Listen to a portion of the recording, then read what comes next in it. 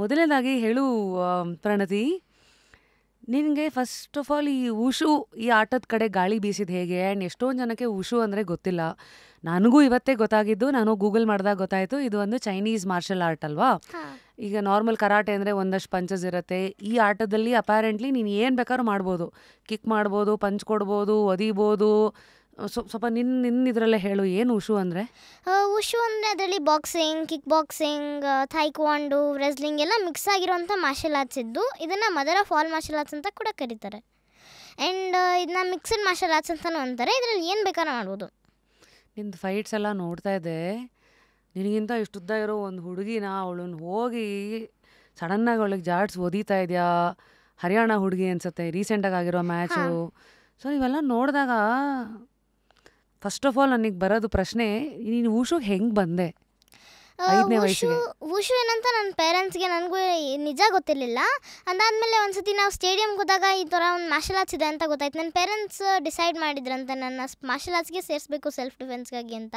ಅದಕ್ಕೆ ಆ ಸ್ಪೋರ್ಟ್ಸ್ಗೆ ಸೇರಿಸ್ಬಿಟ್ಟು ನಾನು 4.5 ಇಯರ್ಸ್ಗೆ ಸೇರಿಕೊಂಡಿದ್ದೆ. ನಾನು 6 ಇಯರ್ಸ್ಗೆ ಒಂದು ಸ್ಟೇಟ್ ಲೆವೆಲ್ ಅಟೆಂಡ್ ಮಾಡ್ತೀನಿ ಬಾಗಲಕೋಟೆಯಲ್ಲಿ. ಅದಾದಮೇಲೆ ನನಗೆ ಇಂಟ್ರೆಸ್ಟ್ ಬಂತು ಅದ್ರ ಮೇಲೆ, ಯಾಕೆ ಇದನ್ನೇ ಪ್ರೊಫೆಷನ್ ಮತ್ತು ಪ್ಯಾಷನ್ ಆಗಿ ತೊಗೋಬಾರ್ದು ಅಂತ ನನ್ನ ಮೈಂಡ್ಗೆ ಬಂತು. ಸೊ ಹೀಗೆ ಶುರುವಾಗಿದ್ದು. ಸೊ ಸ್ಟಾರ್ಟಿಂಗಲ್ಲಿ ನಿಂಗೇನು ಗೊತ್ತಿಲ್ಲದಿರೋ ಆಟ, ಅಲ್ಲಿ ಟ್ರೈನಿಂಗ್ ಎಲ್ಲ ಕೊಡ್ತಾ ಇದ್ದಾಗ ನಿನ್ನ ಫಸ್ಟ್ ಡೇ ಹೇಗಿತ್ತು? ನನಗೆ ಒಂಥರ ತುಂಬ ಎಕ್ಸೈಟ್ಮೆಂಟ್ ಇತ್ತು. ನನಗೆ ಈ ಥರ ಹೊಡಿಬೇಕು, ಆ ಥರ ಮಾಡಬೇಕು, ಆ ಥರ ತುಂಬ ಎಕ್ಸೈಟ್ ಇತ್ತು. ಯಾಕಂದರೆ ನನ್ನ ಪೇರೆಂಟ್ಸ್ ನನಗೆ ಆ್ಯಕ್ಷನ್ ಫಿಲಮ್ಸ್ ಮತ್ತು ಆ ಥರ ಇಷ್ಟ ಇತ್ತು. ಆ್ಯಕ್ಷನ್ ಅಂದರೆ ನನಗೆ ಇಷ್ಟ, ಬಾಕ್ಸಿಂಗ್, ಕಿಕ್ ಬಾಕ್ಸಿಂಗ್ ಇದೆಲ್ಲ ಮೊದಲಿಂದನೂ ಇಷ್ಟ ಆಯಿತು ನನಗೆ. ಸೊ ಇಷ್ಟ ಆಯಿತು. ಸೊ ನಿಂಗೆ ಆ್ಯಕ್ಷನ್ ಅಂದರೆ ಮೊದಲೇ ಸಿನಿಮಾಗಳಲ್ಲೆಲ್ಲ ತೋರಿಸಿದ್ರಾ? ಹಾಂ, ನಮ್ಮಪ್ಪ ಯಾವಾಗಲೂ ಮಾರ್ಷಲ್ ಆರ್ಟ್ಸ್ ಫಿಲಮ್ಸ್ ತೋರಿಸ್ತಾ ಇರ್ತಾರೆ. ಯಾವುದು? ಇದು ಮೇರಿ ಕೋಮ್ದು ಒಂದು ಫಿಲಮ್ ಬಂದಿದೆ, ಮೇರಿ ಕೋಮ್ ಅಂತ. ಮತ್ತು ಸೈನಾ ನೆಹ್ವಾಲ್ದು ಫಿಲಮ್ಸ್ ಬಂದಿದೆ. ಆ ಥರ ತೋರಿಸ್ತಿರ್ತಾರೆ. ಸ್ಪೋರ್ಟ್ಸ್ ಫಿಲಮ್ಸ್ ತೋರಿಸ್ತಿರ್ತಾರೆ, ಮಾರ್ಷಲ್ ಆರ್ಟ್ಸ್ ಅಂತ ಪರ್ಟಿಕ್ಯುಲರ್ ಇಲ್ಲ. ನೈಸ್. ಸೊ ಈ ಥರ ಸಿನಿಮಾಗಳನ್ನ ನೋಡಿ ನಿನಗೆ ಅಂದರೆ ಇವೆಲ್ಲ ಆಟ ಆಡೋಕ್ಕೆ ಕಲಿಯಕ್ಕೆ ಸ್ಟಾರ್ಟ್ ಮಾಡಿದ್ಮೇಲೆ ನೋಡಿದ್ಯಾ ಅಥವಾ ಅದನ್ನು ನೋಡಿದ್ಯಾ ಆಗಲೇ ಬರೋಕ್ಕೂ ಮುಂಚೆ? ಸ್ಟಾರ್ಟ್ ಮಾಡಿದ್ಮೇಲೆ ನೋಡಿದೆ.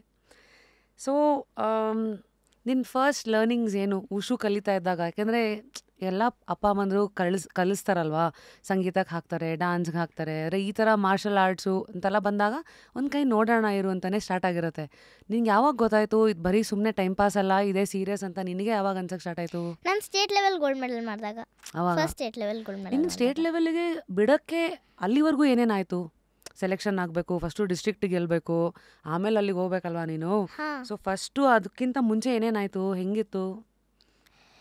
ಯೂಶ್ವಲಿ ಕೆಲವೊಂದು ಸತಿ ಏನಾಗುತ್ತೆ ಅಂದರೆ ಆಪೋನೆಂಟ್ಸ್ ಆ ಕ್ಯಾಟಗರಿಲಿ ಇರಲ್ಲ ಅಂದರೆ ಆ ಥರ ಸೆಲೆಕ್ಟ್ ಮಾಡ್ತಾರೆ. ಡಿಸ್ಟ್ರಿಕ್ಟ್ ನಾನು ಹೋಗಿದ್ದೆ, ಅಲ್ಲಿ ಅಪೋನೆಂಟ್ ಇರಲಿಲ್ಲ ಅಂದ್ಬಿಟ್ಟು ನನ್ನ ಡೈರೆಕ್ಟ್ ಸೆಲೆಕ್ಟ್ ಮಾಡಿದ್ರು. ಆಮೇಲೆ ಸ್ಟೇಟ್ ಲೆವೆಲಲ್ಲಿ ವಿನ್ ಆದಮೇಲೆ ನನಗೆ ಗೊತ್ತಾಯಿತು, ಉಷು ಅಂದರೆ ಈ ಥರ ಎಲ್ಲ ಇರುತ್ತೆ ಅಂತ.